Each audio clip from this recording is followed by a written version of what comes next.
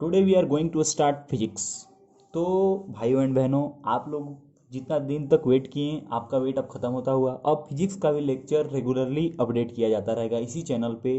तो आप लोग जिन लोगों ने सब्सक्राइब नहीं किया है वो जल्दी से जल्दी सब्सक्राइब कर लें, क्योंकि अब फिजिक्स का रेगुलरली एक एक चैप्टर डेली अपलोड होते रहेगा। एक एक चैप्टर में जितने भी यूनिट होते रहेंगे रेगुलरली हम प्रयास करेंगे कि अपडेट कर दें। जैसा कि मैथ्स हमारा चल रहा है, डिटरमिनेंट चैप्टर हो गया है और इंटीग्रेशन चैप्टर का भी पार्ट 1 इंडिफिनिट इंटीग्रेशन का लेक्चर 1 हो चुका है और लेक्चर 2 भी जल्द ही अपलोड होगा और भी चैप्टर्स अपलोड होंगे धीरे धीरे। क्लास 11th स्टूडेंट्स के लिए भी अच्छी खबर है, जल्द ही उनके लिए भी अपडेट होने वाला है। उनका स्टार्टिंग शायद कोऑर्डिनेट ज्योमेट्री से हो, सो स्ट्रेट लाइन पहला चैप्टर अपलोड हो सकता है, बहुत जल्द ही होने वाला भी है, एक दो दिन में। तो आइए स्टूडेंट स्टार्ट करते हैं फिजिक्स क्लासेज। तो फिजिक्स में सबसे पहले मैं ये बात बताना चाहूँगा, ये जो वीडियो है ओनली फॉर बोर्ड एस्पिरेंट है। जेई का वीडियो लेक्चर अपलोड होगा कुछ दिन में, पहले ये केवल बोर्ड के लिए है। तो जो भी बोर्ड के बच्चे तैयारी करते हैं, वैसे भी जो जेई का तैयारी करते हैं उनको भी बोर्ड देना होता है 12 बोर्ड, तो जेई वाले बच्चे भी देख सकते हैं। लेकिन इस वीडियो का लक्ष्य क्या है, only for board. That's why लिखा हुआ है क्या, बोर्ड एस्पिरेंट। तो हमारे यहाँ 3 बोर्ड एस्पिरेंट होते हैं, या तो बिहार बोर्ड से एग्जाम देने होते हैं, बिहार सेकेंडरी एग्जामिनेशन बोर्ड, या तो वो सीबीएसई बोर्ड लिए होते हैं, या फिर वो यूपी बोर्ड, कोई कोई बच्चे यूपी बोर्ड से भी पढ़ते होते हैं वाराणसी वगैरह में। तो सबसे पहले क्यों प्रयास करें इंस्टीट्यूट को ही ज्वाइन करें, क्यों प्रयास करें इंस्टीट्यूट पे ही हम लोग विश्वास करें कि फिजिक्स मैथ सारा कुछ का यही वीडियो लेक्चर मिल जाएगा। क्यों इसको विश्वास करें, हमारा अचीवमेंट, हमारा बिहार बोर्ड का इस बार का रिजल्ट था, वो भोजपुर डिस्ट्रिक्ट टॉपर प्रकाश कुमार हमारे यहाँ से था। हमारे यहाँ वो क्रैश कोर्स 15 दिन का फिजिक्स का क्रैश कोर्स किया था और उसका 93.4% आया था बीएससी 12 बोर्ड में। और यही केवल एक ही लड़का नहीं हमारा अचीवमेंट है, 75 प्लस स्टूडेंट हैं जो 70% से ज़्यादा नंबर लाए हुए हैं, 10 प्लस स्टूडेंट 85% से ज़्यादा, 10 प्लस स्टूडेंट 80% से ज़्यादा। सीबीएसई का रिजल्ट अभी तक क्लियर नहीं हुआ है, इसलिए हम अपने अचीवमेंट के बारे में सीबीएसई में कुछ कह नहीं सकते हैं। लेकिन इसमें भी बच्चे अच्छे अच्छे मार्क्स लाएंगे, 95 प्लस तो वो 10 बच्चे कम से कम लाएगा। आइए स्टूडेंट्स देखते हैं फिजिक्स क्लास 12 बोर्ड में क्या है, क्या पढ़ना होता है। तो बिहार बोर्ड हो या फिर सीबीएसई बोर्ड हो या यूपी बोर्ड हो, सारे बोर्ड के लिए कवर्ड है। तो फिजिक्स में हम लोगों को only NCERT book is enough to be topper और get good marks in physics. पहले ही बता दे रहे हैं, बोर्ड के लिए आपको केवल एनसीईआरटी बुक काफ़ी है। एनसीईआरटी टेक्स्ट बुक अच्छे से पढ़ना है, उसका क्वेश्चन लगा के जाना है, बोर्ड एनफ, उससे ज़्यादा बोर्ड में कुछ भी नहीं आता है।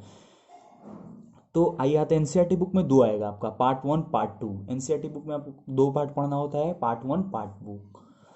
बुक में पार्ट 1 का सबसे पहले हम लोग सिलेबस पे चर्चा आज करेंगे कि सिलेबस में क्या क्या पढ़ना होता है। ओवरव्यू, ये इंट्रोडक्शन है स्टूडेंट, आज का वीडियो पूरा पूरा इंट्रोडक्शन है कि फिजिक्स में आपको किससे पढ़ाया जाएगा, क्या क्या चैप्टर्स हैं, कैसे चैप्टर्स को डील किया जाएगा, कैसे आपको ट्रेंड कर दिया जाएगा कि आप बोर्ड में क्या कर जाएंगे, अच्छे मार्क्स लाएंगे, मतलब 90 प्लस फिजिक्स में लाने का पूरा कोशिश किया जाएगा।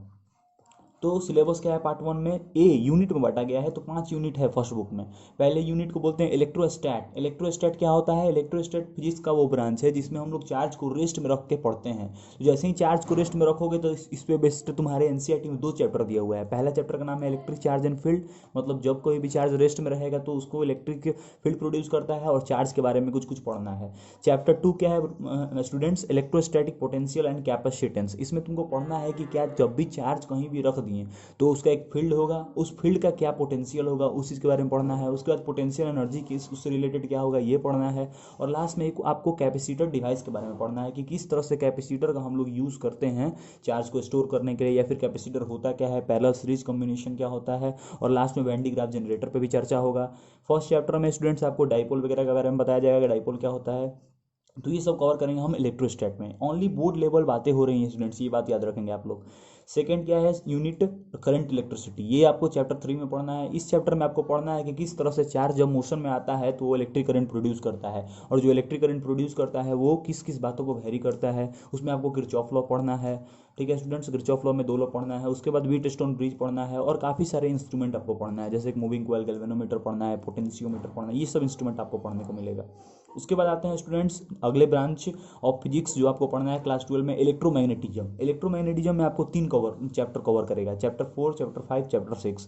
चैप्टर 4 क्या है students, moving charge and magnetism. इसमें आपको पढ़ाया जाएगा किस तरह से जो एक चार्ज है वो मूव कर रहा है तो केवल करंट इलेक्ट्रिसिटी ही, करंट ही नहीं प्रोड्यूस कर सकता है, साथ साथ वो मैग्नेटिज्म भी, मैग्नेटिक इफेक्ट भी दिखा सकता है। कैसे दिखा सकता है, क्या कंडीशन है, कब दिखाएगा, कब नहीं शो करेगा, क्या कुछ इसका थ्योरम बनाया गया है। इसमें आपको फाराडे का जो भी अचीवमेंट रहा है मैग्नेटिज्म में वो आपको पढ़ना है अच्छे तरीके से।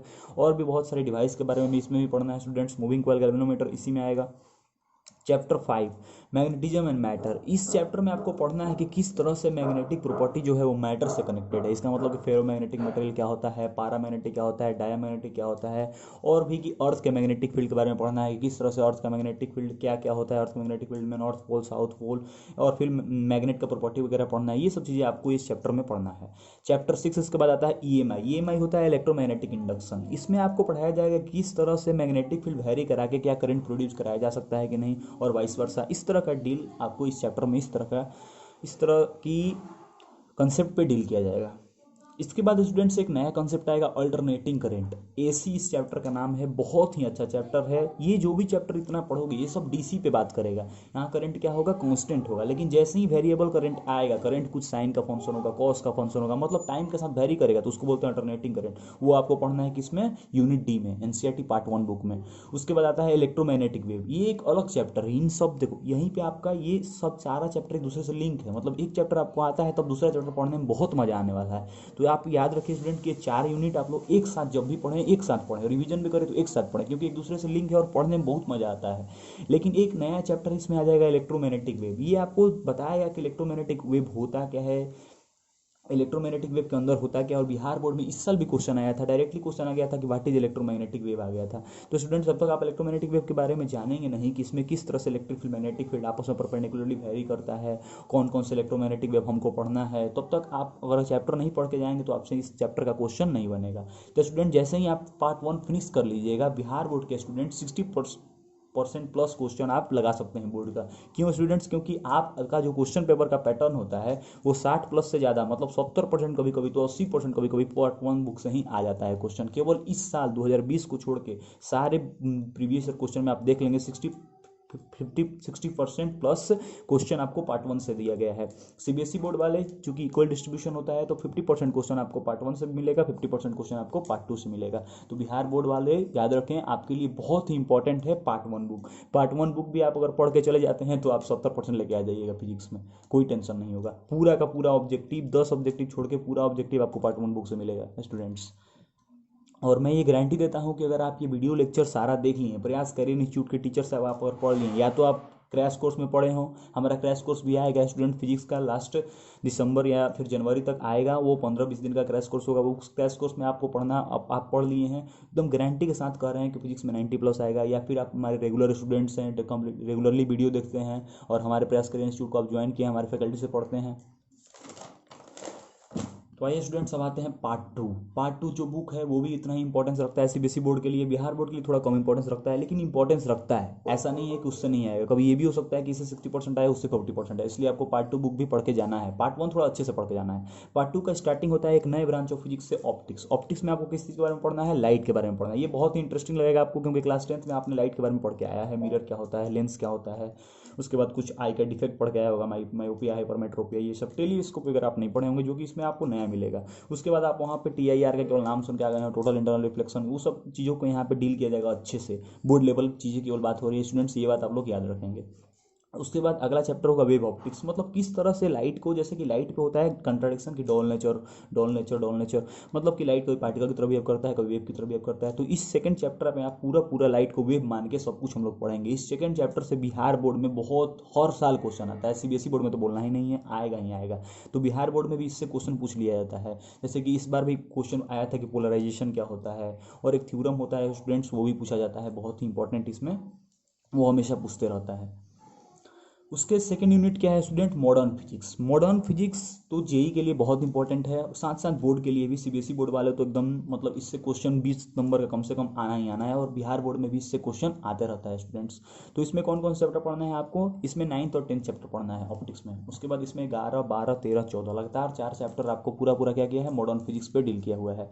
तो चैप्टर 11 में क्या है, double nature of radiation and matter. इसमें आपको पढ़ाया जाएगा किस तरह से कोई भी रेडिएशन जो होता है उसका डबल नेचर होता है। उस पर आपको क्या किया जाएगा, बहस कराया जाएगा कि क्यों पार्टिकल की तरह, क्यों वेव की तरह। फिर लास्ट में बताया जाएगा कि कोई भी रेडिएशन का 2 नेचर होता है, वो डिपेंड करता है कि किस तरह का वो फिनोमेना हो रहा है, उस बात पर डिपेंड करता है कि किस तरह से बिहेव करेगा। इसमें आपको de Broglie equation, de Broglie का जो भी कॉन्सेप्ट आएगा वो आपको पढ़ना होगा। डी ब्रोगली से आप बिहार बोर्ड हो या सीबीएसई बोर्ड हो, हर साल क्वेश्चन आना ही आना है 100%।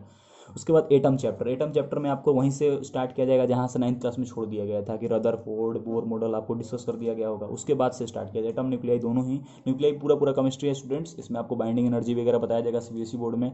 और बिहार बोर्ड में इससे जनरली क्वेश्चन नहीं आता है, सिंपल ही क्वेश्चन आएगा कि एटॉमिक नंबर मास नंबर पे आपको खेल लेगा, जो कि आप केमिस्ट्री में अच्छे से पढ़े रहते हैं। एक नया चैप्टर आता है सेमीकंडक्टर, जो कि सीबीएसई बोर्ड हो या बिहार बोर्ड हो, बिहार बोर्ड में भी 4-5 नंबर का क्वेश्चन हर साल आता है, क्योंकि इसमें बहुत अलग अलग कॉन्सेप्ट है। पहले तो आपको सेमीकंडक्टर में ही बहुत सारा, जैसे कि इस साल बिहार बोर्ड में क्वेश्चन आया था P type N type semiconductor में डिफरेंस लिखने के लिए। तो सेमीकंडक्टर का पहले आप डिफिनीशन पढ़ेंगे, उसमें अलग अलग उसका टाइप होता है कि सेमीकंडक्टर में किस तरह का पार्टिकल का वेरिएशन, उस पर इंट्रेंसिक एक्सट्रेंसिक पार्टिकल अलग इंप्योरिटी मिलाया गया है कि नहीं मिलाया गया है, डोपिंग क्या होता है, किस तरह से पी टाइप सेमीकंडक्टर बनाते हैं, एन टाइप सेमीकंडक्टर क्या होता है, सेमीकंडक्टर का कहाँ कहाँ यूज़ है, क्यों सेमीकंडक्टर कंडक्टर और इंसुलेटर से अच्छा है, क्यों खराब है। उसके बाद सेमीकंडक्टर में हम लोग फिर गेट वगैरह लास्ट में पढ़ते हैं कि नॉर गेट क्या होता है, नैंड गेट क्या होता है, एंड गेट क्या होता है। और उसमें इलेक्ट्रॉनिक मटेरियल के बारे में भी कुछ कुछ पढ़ेंगे। इलेक्ट्रॉनिक मटेरियल में क्या है स्टूडेंट्स, हम लोग पढ़ते हैं डायोड वगैरह पढ़ते हैं कि एलईडी क्या होता है, उसके बाद फोटो डायोड क्या होता है, ये सब चीज़ें आपको आती भी है बोर्ड में। उसके बाद सोलर डायोड के बारे में भी पढ़ना है, ये सब चीज़ें पूछता है बोर्ड। और लास्ट चैप्टर कम्युनिकेशन सिस्टम, ये एक अलग चीज़ है जो कि बिहार बोर्ड का एकदम फेवरेट चैप्टर है, और एक इससे न्यूमेरिकल फिक्स रहता है। और न्यूमेरिकल भी हमको आपको बता दिया जाएगा स्टूडेंट्स की कौन सा न्यूमेरिकल आएगा, अगर आएगा तो वही न्यूमेरिकल आएगा, या फिर ऑब्जेक्टिव क्वेश्चन में कभी कभी 1-2 क्वेश्चन पूछ लिया जाता है। इसमें आपको पढ़ाया बताया गया है कि कम्युनिकेशन होता क्या है, कि किस तरह से कम्युनिकेशन, मतलब कि कोई भी वेव जो है या फिर कोई भी सिग्नल जो है वो किस तरह से चैनल से स्टार्ट होकर रिसीवर तक पहुंचता है, बीच बीच में कौन सा चीज़ आता है, किस तरह से ट्रांसमिशन अच्छा होता है, नॉइज़ क्या होता है, उसके बाद टीवी ट्रांसमिशन क्या होता है, स्काई वेव क्या होता है, ग्राउंड वेव क्या होता है, क्या एंटीना का साइज होना चाहिए, किस तरह से हम लोग नॉइज़ को रिड्यूस करके कम्युनिकेशन को बेहतर बनाएं, ये सब चीज़ें आपको डिस्कस करना है। तो 12 का फिजिक्स बहुत ही इंटरेस्टिंग है स्टूडेंट्स। 2 पार्ट में आपको बोर्ड एस्पिरेंट ध्यान रखें, 2 बुक पढ़ना है आपको, पार्ट 1 पार्ट 2। पार्ट 1 में पूरा 5 यूनिट था, और इसमें तुम्हारा 3 यूनिट, मतलब पूरा मिला के आपको 8 यूनिट में पूरा फिजिक्स खत्म हो जाएगा बोर्ड लेवल। तो बोर्ड लेवल के लिए बोर्ड वाले बच्चों को टेंशन नहीं लेना है, प्रयास career institute regularly video upload करते रहेगा, और लॉकडाउन के बाद आप हमारे इंस्टीट्यूट को ज्वाइन करें, और 100% श्योरिटी के साथ बोल रहे हैं एक भी क्वेश्चन बोर्ड में नहीं छूटेगा। अगर आप हमारे वीडियो लेक्चर्स को देखें, हमारे इंस्टीट्यूट को ज्वाइन कर लिए हैं, हमारे क्रैश कोर्स को भी ज्वाइन करना होगा आपको, हमारे क्रैश कोर्स अगर किए हैं तो एक भी क्वेश्चन नहीं छूटेगा आपका।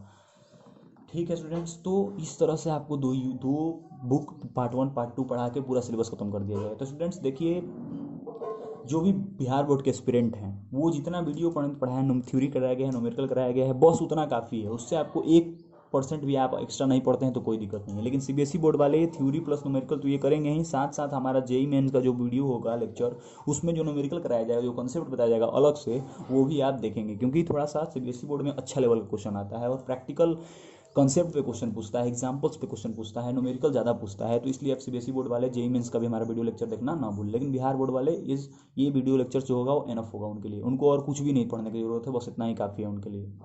देखिए स्टूडेंट्स, अब बोलिएगा आप यूनिट एंड डायमेंशन क्यों लिख दिए, तो 12 के सिलेबस में नहीं है, लेकिन ऐसा देखा गया है और ऐसा माना जाता है, क्या ऐसा आता ही है, बिहार बोर्ड में हर साल यूनिट और डायमेंशन से क्वेश्चन पूछ के आपको खेल जाता है, जो कि आपको 11th क्लास में पढ़ना था, आप अच्छे से पढ़े नहीं थे। तो थोड़ा सा मैं यूनिट एंड डायमेंशन यहाँ बता देता हूँ। सीबीएसई बोर्ड में भी कभी कभी पूछ देता है कि इसका डायमेंशन क्या होगा, मैग्नेटिक फील्ड का डायमेंशन क्या होगा, इलेक्ट्रिक फील्ड स्ट्रेंथ का डायमेंशन क्या होगा। तो यूनिट एंड डायमेंशन में आपको सबसे पहले जानना चाहिए कि फंडामेंटल क्वांटिटी 7 होता है, length, mass, time, electric current, temperature, amount of substance, luminescence. तो जनरली ये जो स्टार्टिंग के 5 हैं, इन्हीं के टर्म में कन्वर्ट करना होता है हमको किसी भी चीज़ का डायमेंशन लिखते समय। लेंथ का एल से, mass capital M, time capital T, electric current ampere capital A, temperature T. ठीक है, टेम्परेचर से ऐसा यूनिट केल्विन होता है, लेकिन टी से हम लोग इसको डिनोट करते हैं डायमेंशन फॉर्मूला में। तो आइए स्टूडेंट्स, 2 दिन हम डायमेंशन फॉर्मूला आपको बताएंगे, जो कि बिहार बोर्ड में हर साल पूछता है, इसलिए हम आपको बता रहे हैं। तो फोर्स है, तो फोर्स का फॉर्मूला क्या होता है, मास इंटू एक्सेलरेशन। तो मास का ऐसे यूनिट हो जाएगा क्या, केजी। एक्सेलरेशन का होता है मीटर पर सेकंड स्क्वायर। यूनिट भी पूछ सकता है, डायमेंशन पूछ सकता है, इसलिए आपको दोनों चाहिए। एक्सेलरेशन का मीटर पर सेकंड स्क्वायर ऐसे हुआ, एक्सेलरेशन होता है चेंज इन वेलोसिटी अपॉन में टाइम, वेलोसिटी का होता है मीटर पर सेकंड, टाइम का होता है सेकंड, तो मीटर पर सेकंड स्क्वायर। इसका मतलब एक्सेलरेशन का डायमेंशन क्या होगा दोस्त, तो एक्सेलरेशन होता है मीटर पर सेकंड स्क्वायर। मीटर के लिए क्या डायमेंशन लिखते हैं, एल। सेकंड स्क्वायर के लिए टाइम, सेकंड के लिए टाइम, टाइम ही कितना यूनिट सेकंड होता है, इसलिए सेकंड को टाइम, तो सेकंड स्क्वायर है तो टी स्क्वायर, तो हो जाएगा एल टी माइनस 2। इसका मतलब कि फोर्स का डायमेंशन क्या हो जाएगा, तो मास के लिए केजी, केजी मास का होता है तो एम एल टी माइनस 2, तो फोर्स का ये हो गया डायमेंशन। डायमेंशन को ऐसे डिनोट करते हैं सिंबल में। ठीक है स्टूडेंट्स, तो ये आपको क्या पूछता है, ये पूछता है कूलम्स कांस्टेंट का डायमेंशन लिखिए। तो पहले आपको देखो, डायमेंशन लिखने के लिए आपको मालूम होना चाहिए कि जिसका डायमेंशन पूछा है वो हमको फिजिक्स के बुक में या फिर फिजिक्स पढ़ते समय किस फॉर्मूला में दिखा था। वो आपको फॉर्मूला अगर याद रहेगा तो तुरंत आप डायमेंशन लिख लीजिएगा। जैसे कि F इक्वल टू के Q1 Q2 अपन में आर स्क्वायर, तो यहाँ के पूछता है कुलम्स कांस्टेंट कहाँ का, तुम्हारा डायमेंशन क्या होगा, तो के इस फॉर्मूला में आता है। तो हम क्या करेंगे, पहले के को इस फॉर्मूला में निकालेंगे। तो क्या निकालेंगे, के को क्या लिख सकते हैं यहाँ से एफ आर स्क्वायर अपॉन में Q1 Q2 लिख सकते हैं। के इज इक्वल टू फोर्स का डायमेंशन जानते हैं MLT-2 आर स्क्वायर, एक आर लेंथ का यूनिट है, 2 आर होगा तो एल स्क्वायर। एक चार्ज का क्या हो जाएगा, तो चार्ज का देखिए कैसे निकालते हैं, करंट इज इक्वल टू होता है चार्ज अपॉन में टाइम, तो चार्ज का हो जाएगा करंट इंटू टाइम। तो क्यू का हो जाएगा तुम्हारा डायमेंशन एम्पियर इंटू टाइम। कभी भी क्यू का डायमेंशन क्यू के टर्म में नहीं लिखते हैं, ठीक है ना स्टूडेंट्स, याद रखिए कूलम के टर्म में नहीं लिखते हैं, हमेशा एम्पियर के टर्म में लिखते हैं। तो 80, तो 2 चार्ज है तो 80 इंटू 80, तो यहाँ से तुम्हारा के का डायमेंशन निकल जाएगा MLQ A-2 × 10⁻⁴। ठीक है स्टूडेंट्स, तो ये इसलिए बताया जा रहा है क्योंकि बोर्ड में आता है। ऐसा नहीं कि हम डायमेंशन लगे आपको पढ़ाने, नहीं, लेकिन बोर्ड में आता है इसलिए आपको रिवीजन करवा दे रहे हैं कि आपको ये करके जाना ही होगा, तभी आपको 100% श्योरिटी 100% मार्क्स आने वाला है बोर्ड में, नहीं तो ये 2-3 नंबर का गलती हो जाएगा। तो इसका आप लोग खुद से ट्राई करेंगे। F equal to capital GM1 upon r square, मतलब कि यहाँ पे जी जो है वो क्या है, ग्रेविटेशनल कांस्टेंट जो है वो आप इसका वैल्यू भी जानते होंगे स्टूडेंट्स, 9.31 इंटू 10⁻⁻27। तो इसका तुम्हारा क्या करेंगे हम लोग, डायमेंशन निकाल कर देख लीजिएगा। ठीक है स्टूडेंट्स,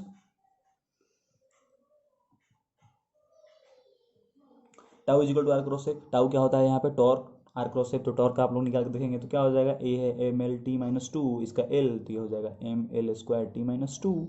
ठीक है स्टूडेंट, तो फोर्स का आता है तो इसका भी आता है। वैसे ही देखिए शियर स्ट्रेस का अगर पूछ दिया, शियर स्ट्रेस का फॉर्मूला होता है तुम्हारा टाउ इज इक्वल टू, ये प्रोपोर्शनलिटी का साइन होता है डेल्टा यू अपॉन में delta y, change in velocity change in position. ठीक है स्टूडेंट्स, तो मान लो इसका पूछ दिया या फिर इसका पूछ दिया, तो जिसका भी पूछे आप उसका निकाल सकते हैं अगर आपको बेसिक फार्मूला मालूम है और डायमेंशन फार्मूला कैसे निकाला जाता है ये आपको तरीका मालूम रहेगा तब। ठीक है स्टूडेंट्स, वैसे इलेक्ट्रिक फील्ड इंटेंसिटी का जैसे कि बिहार बोर्ड में इस साल पूछ दिया, dimension of electric field intensity, तो इलेक्ट्रिक फील्ड इंटेंसिटी को क्या लिख सकते हैं, तो electric field intensity equal to force upon में चार्ज, तो फोर्स का हम जानते हैं MLT-2 और क्यू का हम जानते हैं एम्पियर टाइम, तो ये तुम्हारा कितना हो जाएगा MLT-3 और एम्पियर-1।